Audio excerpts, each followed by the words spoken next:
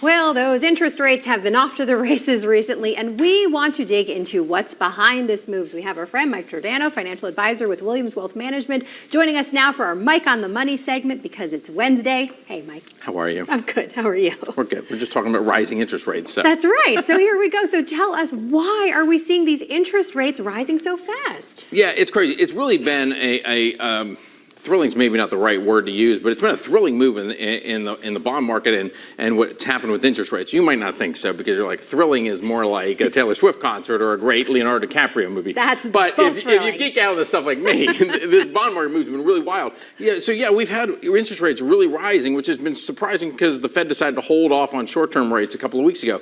But it's been two different factors. Number one, you have an economic factor where the economy's been holding up a lot better than we expected, and that means, and inflation's been a little bit higher than people expected, and so people are starting to say, well, if inflation's higher, then I need to get a little bit more return on my money from bonds. Then you also have a market perspective where there's been an oversupply. We're running bigger deficits now.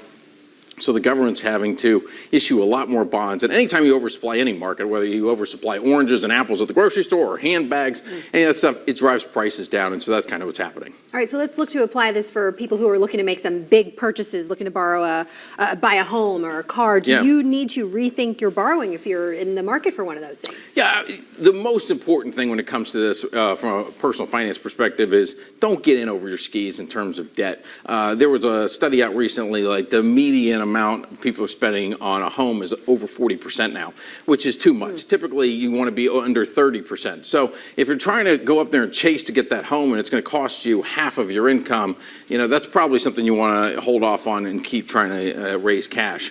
Same thing with cars. So you can't really, once you make these purchases, you can't really undo them very easily without some significant costs. So just don't get so far over your skis and try to, if you don't have the money yet to afford what you want, try to save some cash and build up to it. And is that also true for overall? Do we need to change how we think about our investments? Investments is fascinating. There's always opportunities in investing. I just ran a video on my YouTube channel yesterday talking about how some people might say, just I can get 5% on my cash, whether it's a money market fund or a high yield savings account. Why don't I just put all my money in that 5%?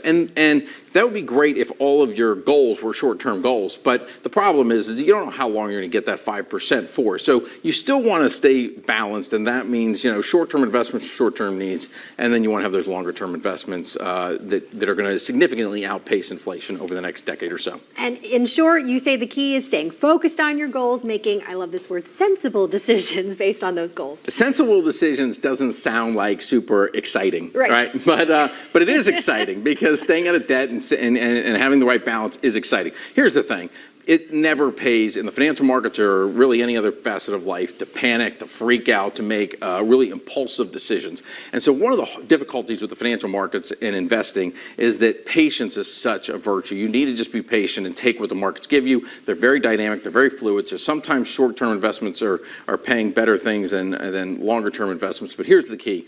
Focus on what your goals are. So if you have $200,000 worth of short-term goals, that money needs to go into short-term investments like short-term bonds or cash. And if you've got $1 million or $2 million worth of goals and long-term investments, then you want to look at stocks and longer-term bonds. That's kind of how you want to balance it, but don't get too far out of whack. All right. Well, thank you for explaining that and breaking it all down. Was that thrilling? It was Did I make the bond market thrilling for you? Were you like, hey, I'm canceling going to see Taylor Swift in a couple weeks? Not as thrilling as the Taylor Swift movie. You know that I'll try better next time. Always good to see you, Mike. Thank you so much. We'll be right back.